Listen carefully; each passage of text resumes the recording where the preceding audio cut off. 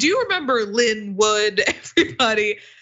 He has apparently had to give up his law license, and he was, if as that suggests, Trump's attorney at one point.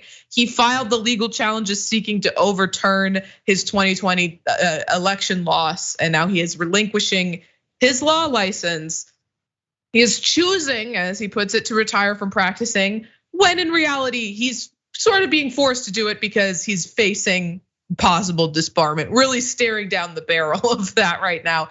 So essentially he's saying, I quit, as he sees his boss coming down the hallway to fire him. So AP reported on this. Let's get into the details. On Tuesday, Lin Wood asked officials in his home state of Georgia to retire his law license in light of disciplinary proceedings pending against me. In the request made in a letter and posted on his Telegram account, of course, it's his Telegram account, Wood acknowledges that he is prohibited from practicing law in his state and in any other state or jurisdiction, and that I may not reapply for admission. But this was, of course, a long time coming. Officials in Georgia had been weighing whether to disbar Wood over his efforts, holding a disciplinary trial earlier this year.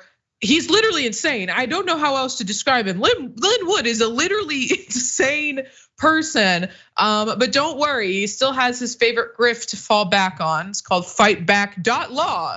So maybe he'll have to change that .law part now that he's not allowed to practice. Now, this is a website dedicated to getting Trump back in power through prayer and, of course, donations to probably Lin Wood himself personally. You can also buy his super cool merch, like this shirt, Wackadoodle is for Wood 2021. Now, Mayor, that's a shirt that I think poses a lot more questions than it answers. Wackadoodles. For Wood. Okay. For Woods, okay. Listen, this is like the Richard Nixon, right, of leaving the White House. Like, I'm just gonna resign. No, you have no choice. You have no choice, buddy. You're out of here. I think we continue to see the people around Trump who refuses to tell the truth about Trump lose their livelihood. This is another one of those cases. But what I don't understand is, when will we see Trump lose his livelihood for things he's doing? How has he been Teflon Don for so long? My hopes is these 37 charges that he's been indicted with from the federal government is the beginning of that, or the chink in his armor. I do also think that we may see some charges coming up against Trump from the federal government, real soon, because wow. Right. And I mean, it is exactly like just the Nixon. You can't impeach me. I quit.